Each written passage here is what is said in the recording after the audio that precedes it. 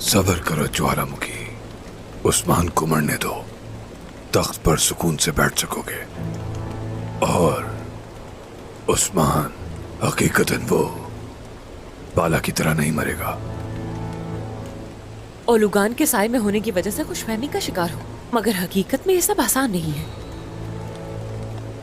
हमारे पास गलती की कोई गुंजाइश नहीं। बस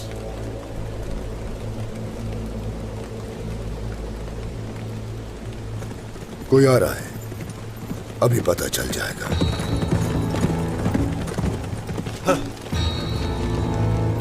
बताओ, कहां है सोफिया?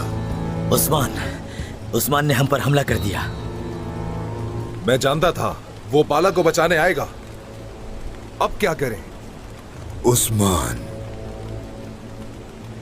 उन्हें घसीट कर काली घाट तक ले जाएंगे। अपनी तलवार से